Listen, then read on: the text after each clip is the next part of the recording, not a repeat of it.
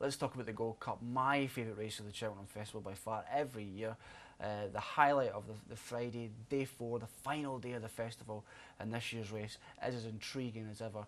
Missing someone for me, no Cottlestar, no Denman this year. It feels like a new generation, Stuart, doesn't it? Yeah. And if you look at the odds here, it's Bobsworth that heads the betting at 3-1. It's Deschamps at 5-1. Silvinacio Conti, who won well on Saturday at 11-2. Long Run 7-1, the winner 2 years ago, and 16-1 Bar. We'll start with Bobsworth. The thing I like about this horse is he loves Cheltenham. Yep. He loves Cheltenham. Yep. He's won there the last 2 years, and that's something you want on your side when you're backing a horse at the festival. We've only saw him once this season, Stuart, but there's not many negatives there. No, there's not. He's 4 from 4 at Cheltenham, like you say, including 2 festival wins. Yeah. I thought the Hennessy was a cracking performance, and it was thoroughly frank, the form, wasn't it, with Tidal Bay and First Lieutenant. Being first and second in Alexis. Yeah. I don't like one run. I don't. It hints of a sort of a disturbed preparation. That would be my only negative. Apart from that, you absolutely see why they've got him favourite. And at threes, it's not bad if that's your sort of game, if that's in your range. Not many negatives at all for me. Negatives at all. You're right. You're right. I think to bring up the fact he's just run once this season. I don't think many horses have won the Gold Cup running just once in that season. That's true. Yeah, and not previously in that calendar year, but stats are there to be beaten, I guess. Definitely. Exactly. Let's talk about the second favourite, and of course that's Deschamps. We saw him win an Irish Hennessy on Saturday, beating Fleming Star, putting Fleming Star's lights out, as to be said. Again, this horse loves Cheltenham. He won the Martin Pipe a couple of years ago, and he won the Juicing last year, beating Pedlar's Cross. He went off his favourite that day. I would say, my personal opinion, I think he's had a slow start to the season. Agreed. And he's pretty much the same place as he was at the start of the season. Things you've obviously won on Saturday, we know that, but things before that, which were little negatives for me, were they negatives for you? Enough to put you off not backing him? Yeah. Not really, actually. No, I think their race is over 2.5 miles essentially. So that when he was beaten the first time by Fleming Star, needed the run, of course. Slightly disappointed with Alexis, I suppose. He had he was there in with a shout. But again, it just feels a sort of slowly catching monkey type approach, like they're bringing him to the boil at the right time. He'll definitely be better on better ground. I thought he won quite easily in the Irish Hennessy, and he's got a great profile for me. And actually, the Juicing win means that I'd lean slightly more towards him, ironically, even though it was over a shorter distance, than Bobsworth win it in the RSA. I like, actually, the profile of Gold Cup horses who step up in distance from their novice season. Exactly.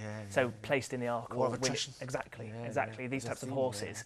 And it's that profile, really, that touch of speed and stamina that attracts me to him. And if I had to choose between him and Bobsworth, he's just shading it for me at the moment. That's interesting. That's really interesting. And another thing to bring up, I think, would be the RSA is a really tough race. We saw some horses that win that we've never seen again. It was just bottomed them. Weapons Amnesty, for example, has been retired in the last couple of weeks. So that's a little negative. If you follow that belief, if you follow that line of thought, that's a negative for Bobsworth as well. Third favourite tends to split opinions. Silvinacio Conti, of course, we saw him winning in Newbury on Saturday in the Denman Chase. Two trains of thought here. One is that this a little gritty horse that will just keep galloping, keep giving everything he's got, and somebody you want on your side. The second line of thought is that he's just not good enough. His Cheltenham records, Run once there, and not a festival. Where do you stand in this? Do you know what at the start of the season, I thought, he looks like he's got a great profile. I was impressed with the Charlie Hall. I was really impressed with the win at Haydock in the Betfair Chase. I thought that was his best performance. And then on Saturday, there were some niggling doubts at the end of the race. I don't know what it was, whether it was he was just being a bit too particular over his fences, maybe. It was a more sort of gut visual feel thing. And I don't think he was galloped all the way to the line as though at 3-2. He's really at the business end going to stick his head down and gallop right up the hill. So Saturday was perversely a bit of a slight negative for me, and I don't like the fact that he's never run at the festival. I like at Cheltenham form. Yeah, every day of the week. So that would be enough to put me off. Yeah, yeah. If I have to bring my own personal opinion to this, I think the Saturday win was impressive, but the ground was horrible. It was a slog. It was heavy, and it would have been very taxing in terms of the energy levels. And that would put me off when you think the festival was just 5 weeks after that. So it's a negative for me when it comes to Silviaco Conte. But anyway, long run next. Of course, the winner 2 years ago really had a mixed career since then. Of course, Cottestar got the better of him twice in the following season. He got beaten by Silviaco Conte at Haydock back in November. Redeemed his reputation somewhat winning the King George at Kempton, and again another slog of a race. He's 7-1 here. We know that it's extremely difficult for horses to regain the Gold Cup. That's a huge start against Long Run here. Where do you stand on Long Run? I'm not a fan anymore. I just think he looks a bit like a horse who's slowing down. So you know, the King George win notwithstanding, I don't like the fact he was so, you know, he was dismissed relatively easily in last year's renewal. And I even think, you know, sort of 3.5, maybe even a bit further. You know, he's a good jumper potentially. You know, Grand National, he'd have a welterweight, wouldn't he? So possibly not. But I think something will do him for toe actually. Yeah. Okay. Well, I think there's a lot of horses that we haven't mentioned yet that are still capable of figuring in this picture. First Lieutenant, who's done nothing really that wrong this season. Run well in the Hennessy, second in the Lexus. Imperial Commander, the old boy, who won the Argento. You know, coming back from a long injury. And then the Giant Bolster as well, who finished second last year. Not the most sexier horses, I think you would definitely agree with, but a horse with a big heart, definitely. We saw that on more than one occasion on the racecourse. Stuart, amongst those kind of horses and below those, who do you think has got a chance of finishing in the frame? Yeah, I think there's quite, like you say, there's quite a lot of contenders higher up in the betting to place at least, and I don't know if it's my mind playing tricks on me, but there often seems to be one at sort of, you know, 25, 50-1 running into a place, and really random names from the past. I thought Imperial Commander looked super good in the Argento. He's just pipped on the line by Cape Tribulation, and I definitely think, you know, if he doesn't bounce, there's no reason why he couldn't place. The bounce factor would worry me a little bit with him. Do you believe in that?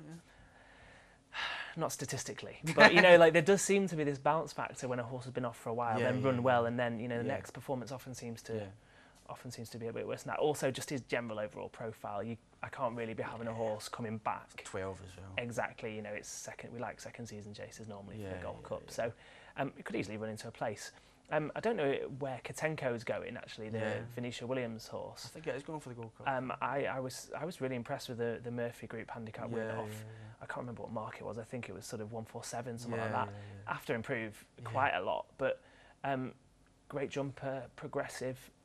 Sort of looks right-ish type of profile. Not coming from handicaps, a lot of people scoff at me saying that probably, but you know, at 25s plus, there's no reason why he couldn't come third. Yeah, I mean, if you sat here a year ago and said the Giant Bolster would finish in the frame, people would have laughed you out the studio. Exactly. So I think that's a reasonable shout without any doubt, definitely. So just to summarise your Gold Cup thoughts, your Gold Cup betting, where would you be placing your money at the moment? I think the 11-2 or thereabouts for Sir Deschamps again is a nice price, and if you're a bit of an each-way thief like me, that's a great each-way price. But even to win, I think he fits the right profile. He's got the right blend of speed and stamina, great trainer, and yeah, he ticks all the boxes for me.